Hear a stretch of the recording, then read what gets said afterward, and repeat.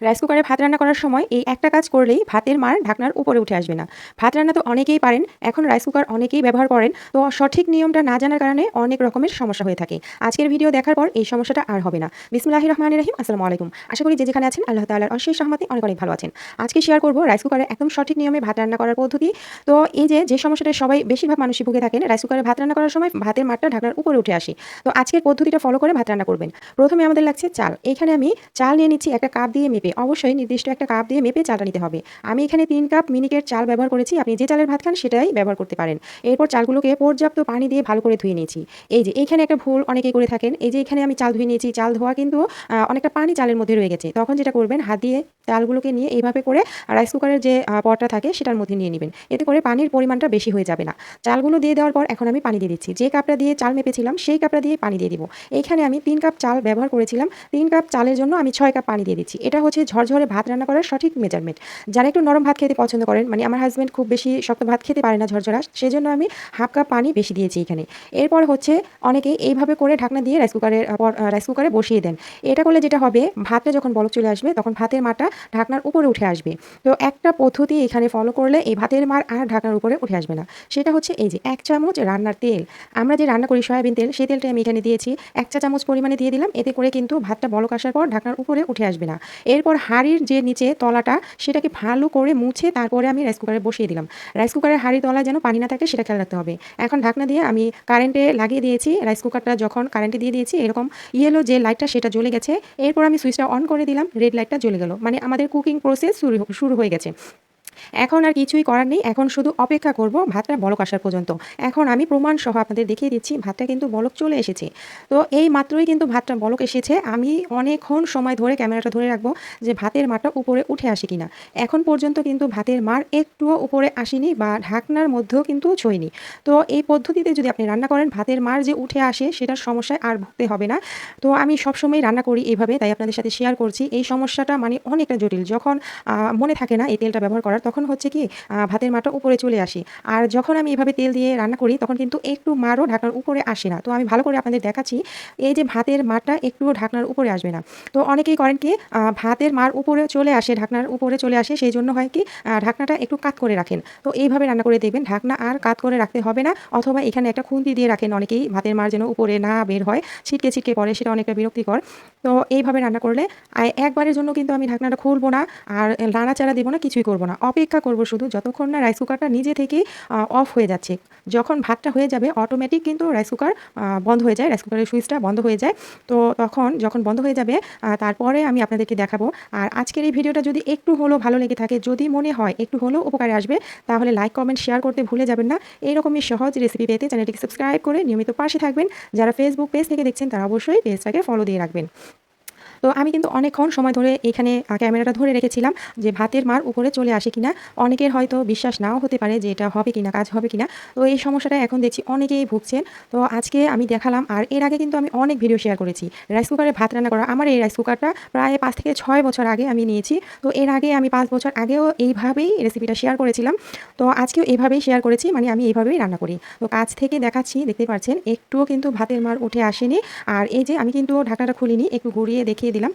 তো এইভাবে করে আমি রেখে দেবো যতক্ষণ না রাইস কুকারটা অফ হয়ে যাচ্ছে নিজে থেকে, ততক্ষণ পর্যন্ত। রাইস কুকারটা যখন নিজে থেকে সুইচটা অফ হয়ে যাবে তখন যেটা করবেন, কারেন্টের যে প্লাগটা সেটা খুলে রাখবেন। কিন্তু এই হাঁড়িটা নামিয়ে নেবেন না, 10 মিনিটের জন্য অপেক্ষা করবেন। আমার রাইস কুকার কিন্তু এখনও অফ হয়নি, কুকিং প্রসেসটা এখনও পর্যন্ত চালু আছে। যখন অফ হয়ে যাবে কারেন্টের যে প্লাগটা সেটা খুলে রাখবো। এরপরে হচ্ছে 10 মিনিট অপেক্ষা করব। 10 মিনিট অপেক্ষা করার পর আমি ঢাকনাটা খুলে নিচ্ছি।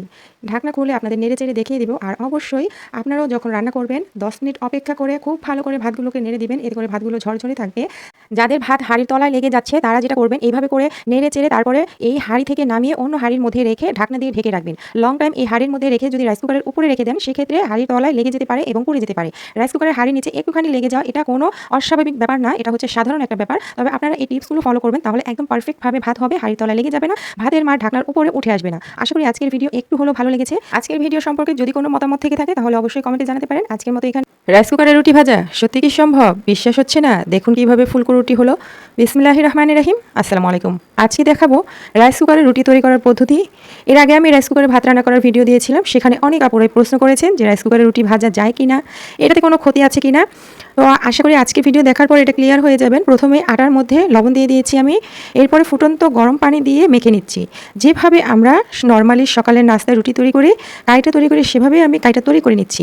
এইভাবে ফুটন্ত গরম পানি দিয়েও রুটিটা তৈরি করা যায়, অথবা চুলার মধ্যে গরম পানির মধ্যে আটাটাকে দিয়েও কিন্তু কাই তৈরি করে রুটি তৈরি করা যায়, সেটা আরও বেশি ভালো হয়। তবে আজকে আমি এভাবেই নর্মালভাবেই তৈরি করছি। প্রথমে আমি এইখানে ময়দাটাকে গুলে নিয়েছি, এভাবে করে একদম সফট একটা ডো তৈরি করে নিয়েছি। এখন এখান থেকে লেচি কেটে নিচ্ছি। রুটি যেরকম মোটা পাতলা খেতে চান সেরকমই রুটিটাকে মানে লেচিগুলোকে কেটে নিচ্ছি। এরপরে হচ্ছে এগুলো দিয়ে আমি রুটি তৈরি করে নেব। রাইস কুকারে রান্না করার অনেক রেসিপি আমার চ্যানেলে আছে, চাইলে সেগুলোও দেখে নিতে পারেন। আজকের রেসিপিটা যদি একটু হলেও ভালো লেগে থাকে তাহলে লাইক কমেন্ট শেয়ার করতে ভুলে যাবেন না। এইরকমই সহজ রেসিপি পেতে চ্যানেলটিকে সাবস্ক্রাইব করে নিয়মিত পাশে থাকবেন। যারা ফেসবুক পেজ থেকে দেখছেন তারা অবশ্যই পেজটাকে ফলো দিয়ে রাখবেন। যাই হোক, আমি এখানে একটা রুটি তৈরি করে নিচ্ছি। তো যেরকম মোটা পাতলা খেতে চান সেরকমই তৈরি করতে হবে। আমি এরকম একটা মিডিয়াম সাইজের রুটি তৈরি করে নিয়েছি। এরকম কয়েকটা রুটি তৈরি করে নিব। অনেকেই দেখছি রাইস কুকারে রুটি তৈরি করছেন, বিভিন্ন চ্যানেলে বিভিন্নভাবে এটাকে শেয়ার করা হয় যে রাইস কুকারে রুটি তৈরি করা যায়। আর সেইগুলো দেখে অনেক আপুদের মনে কিন্তু প্রশ্ন থাকে যে রাইস কুকারে রুটি তৈরি করা যায় কিনা, এটাতে কোনো রাইস কুকারের ক্ষতি হবে কিনা। তো আজকে সেজন্যই ভিডিওটা নিয়ে চলে আসলাম। প্রথমে আমাদের রাইস কুকারে চলে এসেছি, রাইস কুকারটা অন করে দিয়েছি। আর যখনই হচ্ছে রাইস কুকারটা মানে হাঁড়িটা গরম হয়ে গেছে, তখনই কিন্তু রাইস কুকারের যে বাটনটা মানে সুইচটা সেটা কিন্তু বন্ধ হয়ে গেছে। ইয়েলো লাইটটা জ্বলে গেছে, রেড লাইটটা জ্বলেছিল। যখনই মানে হাঁড়িটা গরম হয়েছে অফ হয়ে গেছে। তো আমি একটা মোটা কাগজ দিয়ে এইরকমভাবে সুইচটাকে মানে আটকে দিয়েছি, যাতে করে সুইচটা উঠে না যায় আর রাইস কুকারটা বন্ধ হয়ে না যায়। হাঁড়ি গরম না হলে তো রুটি ভাজা হবে না। যখনই হাঁড়িটা গরম হয়ে যায় তখনই কিন্তু রাইস কুকারটা অফ হয়ে যায়। তো যাই হোক, যখন হাঁড়িটা গরম হয়ে গেছে তখন আমি রুটি দিয়ে দিয়েছি। এরপরে হচ্ছে একটা পাশ যখন একটু হয়েছে তখন আমি উল্টে দিচ্ছি, মানে একটু সময় লাগছিল। তো যখন একটা পাশ হয়ে যাবে তখন এটাকে উল্টে দিতে হবে। আর আমি হাঁড়িটাকে একটা কাপড় দিয়ে ধরে নিয়েছি। তো এটা নড়াচড়া করছিল, যেহেতু এটা একদমই হালকা ভারী কিছু নেই সেজন্য। আর রুটিটা উল্টাতে গিয়ে অনেক সমস্যা হচ্ছিল, মানে হাঁড়ি যেহেতু গর্তযুক্ত, এখানে মানে উল্টাতে একটু সমস্যা হচ্ছিল। যাই হোক, আমি রুটিটা কিন্তু ভাজার চেষ্টা করছি। আর রুটিটা মোটামুটি হচ্ছে, যেরকম অন্যান্য ভিডিওতে দেখানো হয় যে একদম ফুলকো রুটি হচ্ছিল, সেরকম হচ্ছে না। নর্মালি তাওয়ায় যে রুটিটা ভাজা হয় সেই রুটিগুলো একদম ফুলে ফুলে উঠে আর নরম তুলতুলে হয়। আমার মনে হয় এই রাইস কুকারে এরকম হবে না। তো যদি অনেক বেশি জটিলতা থাকে তখন কিন্তু এভাবে ভাজতে পারেন। তবে আমি কখনোই সাজেস্ট করবো না যে রাইস কুকারে এইভাবে কাগজ দিয়ে সুইচটাকে আটকে তারপরে এই রুটিটাকে ভাজবেন। এতে করে কিন্তু আপনার রাইস কুকারের সমস্যা হতে পারে। এবং এই যে রাইস কুকারটা, এটা অনেক ভিডিওতে দেখছি যে রাইস কুকার থেকে অনেক দুর্ঘটনা ঘটছে। তো এই দুর্ঘটনার শিকারও কিন্তু হতে পারেন এইভাবে করে যদি রুটি ভাজতে যান। অনেক সময় দেখা যায় এই রাইস কুকারের সুইচটা নষ্ট হয়ে যেতে পারে, কয়েল নষ্ট হয়ে যেতে পারে, অনেকটা সমস্যা হতে পারে, রাইস কুকারটা ব্লাস্ট হতে পারে। কারেন্টের জিনিস যেহেতু, বৈদ্যুতিক জিনিসগুলো এমনিতেই কিন্তু একটু সাবধানতা অবলম্বন করে ব্যবহার করতে হয়। এই যে এইভাবে করে কাগজ দিয়ে এটাকে আটকে সুইচটাকে তারপরে এইভাবে করে রুটি ভাজার কি দরকার বলুন? একদিন হয় না খেয়ে থাকবেন, না হয় একদিন অন্য কিছু খাবেন, তবে রুটি এভাবে ভেজে না খাওয়াই ভালো আমার মনে হয়। যদি আপনারা তারপরেও খেতে চান তাহলে এই পদ্ধতি ফলো করে রুটি ভেজে খেতে পারেন। আমি কখনোই আমার ভিউয়ার্সদের সাজেস্ট করি না এমন কোনো জিনিস যেটা থেকে তারা উপকার না পেয়ে অপকার পাবে। তো সেজন্যই আমি কিন্তু যেটা ঠিক সেটাকে ঠিকই বলি, যেটা ঠিক না, যেটার মধ্যে ঝুঁকির সম্ভাবনা আছে সেটাকে আমি সেভাবেই এটাকে উপস্থাপনা করি। তো আপনাদের যেটা ভালো মনে হয় সেটা কমেন্টে বলে যাবেন। এই রুটি তৈরি করা ছাড়াও কিন্তু রাইস কুকারে বিভিন্ন রান্না করা যায়, ভাত, ডাল, তরকারি, যে কোনো মাছ, মাংস, পিঠা তৈরি করা যায়। আপনারা সেগুলো তৈরি করে খান। আর এই রুটিটা হয় গ্যাসের চুলায় না হয় ইলেকট্রিক চুলায় তৈরি করে খান। রাইস কুকারে এত সুন্দর বিরিয়ানি রান্না করা যায়, না দেখলে বিশ্বাস হবে না। ভিডিওটা শেষ পর্যন্ত দেখুন, আশা করি একটু হলেও উপকারে আসবে।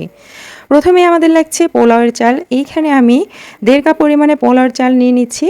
তো এইখানে অবশ্যই একটা কাপ মেপে চালগুলোকে নিতে হবে, এতে করে পানির যে মেজারমেন্ট সেটা ঠিক থাকবে। এখানে আমি 1.5 কাপ পরিমাণে পোলাওয়ের চাল নিয়েছি। চালের মধ্যে একটু ময়লা আছে, আমি পরিষ্কার করে নিয়েছি। এখন পর্যাপ্ত পরিমাণ পানি দিয়ে এই চালগুলোকে ভালো করে ধুয়ে নিতে হবে। 3 থেকে 4 বার পানি বদলে তারপরে হচ্ছে আমি অফ ক্যামেরায় চালগুলোকে ধুয়ে নিয়েছি। এখন 10 থেকে 15 মিনিট ভিজিয়ে রাখবো, এরপর পানিটাকে ঝরিয়ে নেব। এখন রাইস কুকারের হাঁড়িটাকে আমি বসিয়ে দিলাম, এর মধ্যে দিয়ে দিচ্ছি তেল। এই পর্যায়ে কিন্তু রাইস কুকারটা অফ ছিল। তো এরপরে দিয়ে দিচ্ছি আমি পেঁয়াজ কুচি। এইখানে পরিমাণ মতো পেঁয়াজ কুচি দিয়ে দিচ্ছি। এরপর কিছু গোটা গরম মশলা দিচ্ছি। এখানে 3টা তেজপাতা, 3 টুকরা দারচিনি এবং 3টা এলাচ দিয়ে দিয়েছি। এখন এইখানে আমি ঢেকে দিলাম। এরপরে যে কারেন্টে লাগিয়ে দিয়েছি, এরপর সুইচটা অন করে দিলাম। এইখানে আমি অপেক্ষা করব যতক্ষণ না পেঁয়াজটা নরম হয়ে যাচ্ছে। তো এই যে আমি বেশ কিছুক্ষণ পরে ঢাকনা খুলে নিয়েছি। এই পর্যায়ে দেখতে পাচ্ছেন পেঁয়াজগুলো অনেকটা নরম হয়ে গেছে। সাইড থেকে কিছুটা পেঁয়াজ কিন্তু ব্রাউন কালার চলে এসেছে। আমি খুব সুন্দরভাবে একটু নেড়েচেড়ে মিশিয়ে দিচ্ছি। তো রাইস কুকারে রান্না করার সময় একটু এই পর্যায়ে সমস্যা হয়, যখন একটু ভাজা ভাজা কোনো জিনিস করতে হয় তখন কিন্তু সুইচটা অফ হয়ে যায়। সেই পর্যায়ে ভয় পাওয়ার কোনো কারণ নেই, পরবর্তীতে আবার একটু অন করে দিবেন। তো আমি আরও একবার ঢেকে রাইস কুকারটাকে তারপরে হচ্ছে পেঁয়াজটা ভেজে নিয়েছি। এখন এখানে দিয়ে দিচ্ছি আদা রসুন বাটা, বাদাম বাটা এবং ধনে জিরা বাটা। 2 টেবিল চামচ আদা রসুন বাটা, 1 টেবিল চামচ বাদাম বাটা আর 1 টেবিল চামচের মতো জিরা এবং ধনিয়া বাটা দিয়েছি। আপনারা চাইলে গুঁড়া মশলা ব্যবহার করতে পারেন এখানে। এরপরে দিয়ে দিলাম স্বাদ মতো লবণ। এখন এইখানে দিয়ে দিব মরিচের গুঁড়া। এইখানে আমি হাফ চা চামচের একটু বেশি দিয়েছি। তো এখন এখানে দিয়ে দিচ্ছি গরম মশলার গুঁড়া, এখানে হাফ চা চামচ পরিমাণে। এরপরে হচ্ছে মিশিয়ে দিচ্ছি। তো এই মশলাটাকে একটু কষিয়ে নিতে হবে। আপনারা যদি চান মাংসের সাথে মশলা একসাথে মিশিয়ে তারপরে রান্না করতে পারেন, তবে আমি যেভাবে চুলায় রান্না করি সেভাবে রাইস কুকারে রান্না করছি। এতে কিন্তু যে বিরিয়ানির স্বাদটা অনেকটা বেড়ে যায়। তো আমি ঢাকনা বন্ধ করে তারপরে হচ্ছে মশলাটাকে কিছুক্ষণ সময় ধরে কষিয়ে নিয়েছি। দেখতেই পাচ্ছেন মশলাটা থেকে কিন্তু তেল ছেড়ে এসেছে আর সুন্দর একটা ঘ্রাণ বের হয়েছে, কাঁচা গন্ধটা চলে গেছে। এই পর্যায়ে দিয়ে দিচ্ছি আগে থেকে কেটে ধুয়ে রাখা মুরগির মাংস আর কিছু আলুর টুকরো। আলুটা চাইলে আপনারা স্কিপ করতে পারেন, তবে আমার বাচ্চারা পছন্দ করে তাই আমি দিয়েছি। এরপর 3টা কাঁচামরিচ দিয়েছি একটু কেটে। এখন দিয়ে দিচ্ছি বিরিয়ানির মশলা। এখানে আমি রাঁধুনি বিরিয়ানির মশলা ব্যবহার করেছি, আপনারা যে কোনো বিরিয়ানির মশলা ব্যবহার করতে পারেন। তো এইখানে মশলাটা দেওয়ার পরে একটু মিশিয়ে দিচ্ছি। তো এখানে কিন্তু পানি ব্যবহার করার দরকার নেই। এই চিকেন থেকে যে পানিটা উঠে আসবে সেই পানিটা দিয়ে কিন্তু এই মাংসটা কষানো হয়ে যাবে। আপনাদের যদি প্রয়োজন হয় এই মাংসটা কষানোর জন্য পানি প্রয়োজন হলে এখানে একটু পানি ব্যবহার করবেন। তো ঢেকে দিয়েছি, এরপর হচ্ছে আমি কষিয়ে নিচ্ছি। তো কিছুক্ষণ পর ঢাকনা খুলে এটাকে নেড়ে চেড়ে দিতে হবে, যাতে করে সব দিকে এক সমানভাবে মশলাটা কষানো হয় আর এই চিকেনগুলো সুন্দরভাবে ভুনা ভুনা হয়ে যায়, আলুটাও সেদ্ধ হয়ে যায়। সে পর্যন্ত এটাকে রান্না করতে হবে, মাঝে মাঝে একটু নেড়ে দিতে হবে। এরপর আমি ঢাকনা বন্ধ করে দিলাম যতক্ষণ না এটা সুন্দরভাবে এরকমভাবে তেল ছেড়ে আসে সে পর্যন্ত। তো এর মাঝে আমি দিয়ে দিলাম এইখানে মটরশুঁটি। এটা হচ্ছে আমার ফ্রিজে ছিল, ডিপ ফ্রিজে ফ্রোজেন করা ছিল, আর এটা হাফ বয়েল করা ছিল আগে থেকে, সেজন্য আমি একটু পরে ব্যবহার করেছি। তো এটা দিয়ে খুব ভালো করে মিশিয়ে দিচ্ছি। মিশিয়ে দিয়ে আরও কিছুক্ষণ আমি ঢেকে রান্না করে নেব। তো যতক্ষণ না পুরোপুরি চিকেনটা সুন্দরভাবে সেদ্ধ হয়ে যাচ্ছে আর হচ্ছে আলুগুলো সেদ্ধ হয়ে যাচ্ছে সে পর্যন্তই রান্না করতে হবে। তো এই পর্যন্ত দেখতে পাচ্ছেন এটা কিন্তু সুন্দরভাবে ভুনা ভুনা হয়ে গেছে। তো এটা যখন হয়ে যাবে তখন এর মধ্যে দিয়ে দিতে হবে আগে থেকে ধুয়ে পানি ঝরিয়ে রাখা পোলাওয়ের চাল। চালগুলোকে একটা ছাঁকনির মধ্যে ঝরিয়ে রেখেছিলাম। তো এই চালগুলো যদি একটু ভিজিয়ে রাখা হয় সেক্ষেত্রে বিরিয়ানিটা মানে বিরিয়ানির যে ভাতটা সেটা সুন্দর হয়। চাইলে আপনারা সাথে সাথে ধুয়েও রান্না করতে পারেন। তো চালগুলো দিয়ে খুব ভালো করে মিশিয়ে দিচ্ছি। মিশিয়ে দেওয়ার পর এখানে ব্যবহার করতে হবে পানি। এখানে আমি গরম পানি ব্যবহার করছি। বিরিয়ানি রান্না করার আগে কিন্তু আমি গরম পানি করে রেখেছিলাম, পানি ফুটিয়ে রেখেছিলাম, সেই পানিটা দিয়েছি। তো এখানে আমি 1.5 কাপ চালের জন্য 3 কাপের একটু কম পানি ব্যবহার করেছি। তো 2 কাপ ভর্তি করে দিয়েছি আর হচ্ছে 1 কাপের থেকে একটু কম দিয়েছি। আপনারা নিশ্চয়ই ভিডিওতে দেখতেই পারছেন। তো চুলায় রান্না করলে ডাবল পানি দিতে হয় আর রাইস কুকারে একটু কম দিতে হয়। তো এখানে আমি দিয়ে দিলাম অল্প একটু টমেটো সস, এখানে 1 চা চামচের মতো।